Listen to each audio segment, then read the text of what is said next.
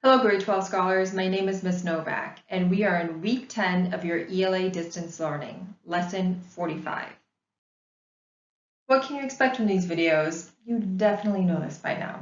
Well, first, variety. Second, I'll always provide you with a list of materials and resources. We'll move through the different components of today's lesson. I'll always ensure that I model a lesson activity, whether that's a writing assignment or maybe a close read effort, and of course, we'll preview the next day's learning. We are in day two of our last week of learning. Today, we'll continue our study of the article entitled Colorful Fabric Structures at the Smithsonian Explore What Home Means. This is an article from the Washington Post, by the way. The link for today's video is ELA G12W10 L45. And today's task is to reread for figurative language, and we'll be answering some questions about the text. After you complete today's reading, and I know that we're already skipping ahead, but it's always good to plan, make sure that you're sharing your learning with someone from home, a classmate, a friend. You're also going to be completing your weekly fluency practice, paying particular attention to Tuesday's activity. Next, you'll read for 20 minutes, and you'll always make sure to document your reading efforts in your reading log. And our riddle of the day, just when we thought we had it easy. Okay, it reads, I go up, I go down. I am present tense. I am past tense too. Children love me. What am I? Think about all of the information just presented. Pause the video for 15 seconds if you need to, because I'm about to reveal the answer in the next slide. And the answer is seesaw. I think that goes like this. When was the last time we were on a seesaw? Or on a playground for that matter? Bring back memories of our youth. At any rate, now it's time to bring back memories of the reading that we completed yesterday by moving into a close read. Materials and resources that you'll need for today are all found inside your grade 12 learning packet. Lesson 45 is on page 142. I'm not that quick for the rest of them. The no catchers on page 143. Text is on page 138 to 139. And of course, you'll need a pencil, pen, something to write with, bonus points for a highlighter. Pause the video now to get these materials together. As always, let's make sure that we take stock of the essential question and our guiding questions, especially because really and truly, this is a culminating piece, right? It kind of brings everything together. So we're always keeping in mind the essential question. What does it mean to call a place home? And those other questions that guide our thinking. What makes a place important enough to write about, or a piece of art for that matter? And in what ways is home both a place and a state of mind? We'll definitely see how these pop up inside of this text as we move forward in our analysis. And our learning target for today, read along if you'd like. I can identify and analyze the use of figurative language in a text.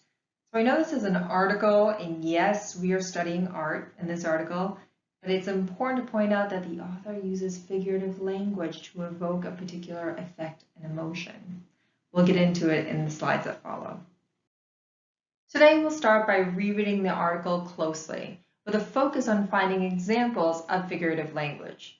Then you'll think about one of the comparisons the author makes about the artist, especially because it has to do with an animal. After that, you'll talk to someone about the rhythm of one part of the article. There's a certain way in which the words are arranged that definitely affect the way that we comprehend the material, or at least I think. And you'll end by answering a few questions inside of your note catcher.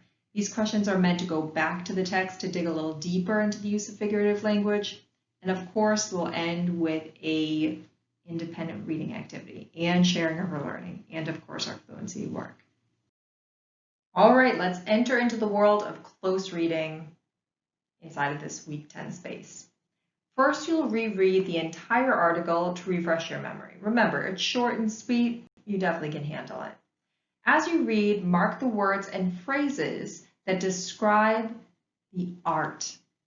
Then go back to reread parts of the article. So you'll go back and mark the simile at the top of page 139 After that, you're going to be rereading 2 paragraphs on page 139 that begin with the quotes on the screen here. Before you get started, I'll model the first set of annotations for you. I know that there are specific points that we have to pay attention to, so let's walk through this first set of annotations together. All right, I'd like to begin by reading these 2 paragraphs because I never pass up a chance to read out loud. I think it's really important in the world. All right, so starting ourselves off at the top of page 139. The details of the homes are striking. Flower-like patterns wrap around the radiator of the hallway in his New York apartment. Doorknobs and locks are recreated to include cosmetic flaws. Surrounding the central hubs are sketches that inspired his works and 3D objects from his homes. One is a fabric fire extinguisher. The stitching on it reproduces the fine print on the label, word for word. So his work is described as striking, which means unusual or extreme. Think about it. How striking is it that he captured word for word in little stitches, right?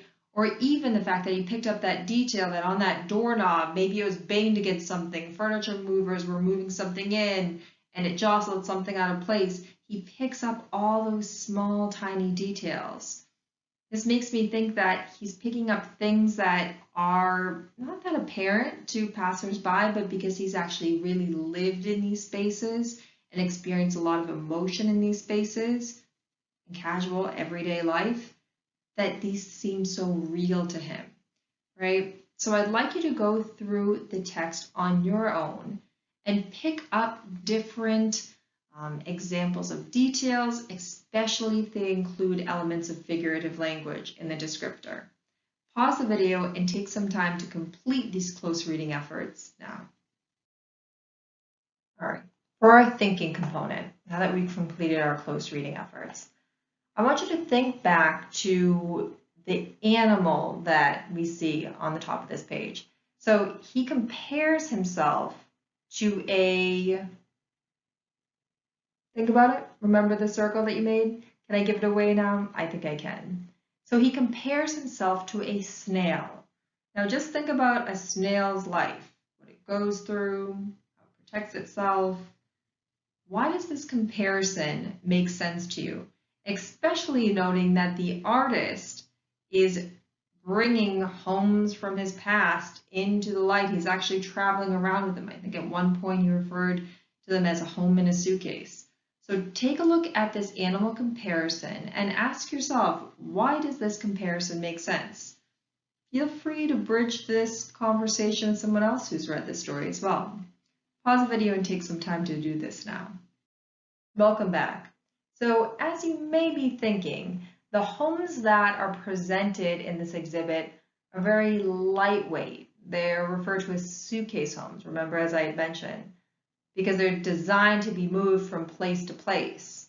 Well, take a look at this. When he talks about that he's like a snail that goes from this place to the other, think of how a snail carries its shell wherever it goes. It's lightweight, it's portable, it's acted as its home its whole way through, even if it's been through some different items, right? So take a look at that comparison and ask yourself if you arrived at the same conclusion. Pause the video to do this now. And now for the talking component of today's lesson. So what I'd like for you to do here is to go back to those parts that you read closely, and I want you to read the examples of rhythm that you marked in the 2 paragraphs out loud to a friend, a classmate, someone at home. Just read them out loud and talk about the following question. What is the effect of structuring the sentences in this way? There is a method behind the madness here, okay? I want you to pay particular attention, again, to the sentence structure. So I'll read it out loud just so we're clear exactly where we're at. As we all move around from one country to another, from one city to another, and from one space to another, we're always crossing boundaries of all sorts. Think about this. You say something from this to this, to this to this. What effect does that rhythm have on you as the reader?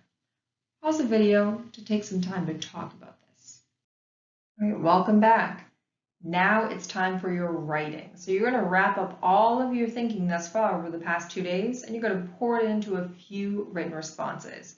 So what I'd like for you to notice, though, is to use the notes from your first read and even from your close read as a part of your written response. What I have here up on screen underlined in blue, these elements will only add to your analysis. So what I'd like for you to do at this time is to pause the video, take stock of your thinking thus far, and write these responses. It's really great if you use evidence from the text within each of your responses, if you can. Challenge yourself, pause the video, and complete this task now. And that was an engaging lesson. I really enjoy when we have the time to step back, to look at an article, to look at the author's craft and their decisions around what word choices to include. It was especially interesting too because it included lines of dialogue from the artist. I really like that component of it. Anyways, lesson 46 is on the table for tomorrow. And the target for tomorrow's lesson reads, I can use key details to answer questions about a text. I'd probably like to add on to that too, adding those key details in your response as evidence from the text as well. That's what we'll be up to tomorrow. As always, if you have any questions about today's lesson or any of the assignments, please feel free to reach out to your teacher at their first name, their last name at detroitk12.org. I'm sure they'd love to hear from you, especially because we're nearing the end. Thank you so much for learning with me today. I really appreciate it. Here's a few quick reminders before we close out our lesson. Don't forget to talk about today's lesson with someone. Remember, you've spent 2 days with a really interesting article. Provide them with the pleasure of reading this article themselves, and then discuss. Next, read for at least 20 minutes. By this time, I've really lost track, and that's a good sign when I'm reading, unless I really don't like what I'm reading, you know what I mean? But it's your choice, so you should probably like it a little bit. And make sure that you are completing your fluency practice. Remember, it's all about engaging in the reading experience. So don't miss this step. We'll see you tomorrow for lesson 46.